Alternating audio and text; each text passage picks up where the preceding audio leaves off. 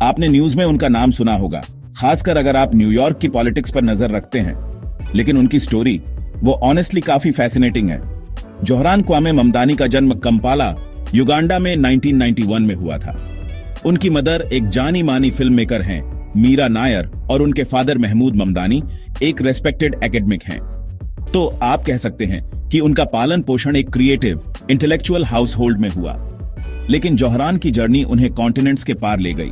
वो सिर्फ 7 साल की उम्र में न्यूयॉर्क सिटी चले गए।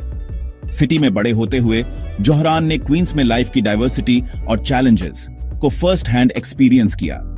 उन्होंने बॉर्डोइन कॉलेज में पढ़ाई की, जहां उन्होंने इकोनॉमिक्स और मैथमेटिक्स पढ़ी। यहां यह इंटरेस्टिंग हो जाता है, एक टिपिकल फाइनेंस जॉब के लिए सीधे जाने के बजाय जोहरान कम्युनिटी वर्क में डाइव कर गए। वो एक हाउसिंग काउंसलर बन गए। लोगों को न्यूयॉर्क हाउसिंग की ट्रिकी और कभी कभी अनफेयर दुनिया में नेविगेट करने में हेल्प करते थे। लेकिन वो काफी नहीं था। जोहरान पॉलिटिकल एक्टिविज्म में इन्वॉल्व हो गए, खासकर democratic socialists own of America जैसे ग्रुप्स के साथ। उन्होंने अमीरों पर टैक्स लगाने, टेनेंट्स के राइट्स डिफेंड करने और क्रिमिनल जस्टिस सिस्टम को रिफॉर्म करने के कैंपेन्स पर काम किया। जोहरान के लिए पॉलिटिक्स सिर्फ वो नहीं है जो आप टीवी पर देखते हैं, ये वो है जो आप करते हैं। 2020 में उन्होंने ऑफिस के लिए रन करने का फैसला किया, खासकर न्यूयॉर्क स्टेट असेंबली के लिए, क्वींस में एस्टोरिया को रिप्रेजेंट करते हुए। और उन्होंने सिर्फ रन नहीं किया, वो जीत गए। जोहरान की विक्ट्री प्रोग्रेसिव पॉलिटिक्स के लिए एक बड़ा मोमेंट था, खासकर क्योंकि उन्होंने खुले तौर पर अफोर्डेबल हाउसिंग, जस्टिस रिफॉर्म और सबके लिए हेल्थ केयर जैसे इश्यूज पर कैंपेन किया था।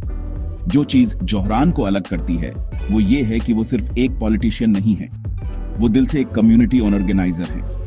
इसका मतलब है कि वो बहुत सारा टाइम बाहर बिताते हैं, दरवाजे खटखटाते हैं, लोगों की स्टोरीज सुनते हैं और प्रॉब्लम्स को ग्राउंड अप से फिक्स करने की एक्चुअली कोशिश करते हैं, सिर्फ उनके बारे में बात करने के बजाय।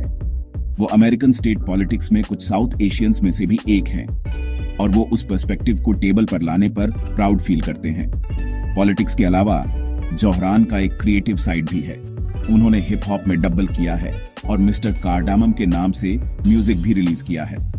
तो आपके पास एक पॉलिटिशियन, एक कम्युनिटी ऑर्गेनाइजर और एक रैपर सब एक में है। सब कुछ सम अप करने के लिए जोहरान ममदानी एक युगांडा बॉर्न इंडियन अमेरिकन है जो न्यूयॉर्क पॉलिटिक्स को एनर्जी, एम्पैथी और जस्टिस के कमिटमेंट के साथ शेक अप कर रहे हैं। वो इस बात का प्रूफ हैं कि काफी डिटर्मिनेशन के साथ आप सच में एक डिफरेंस ला सकते हैं। कोई फर्क नहीं पड़ता कि आप कहां से शुरू करते हैं।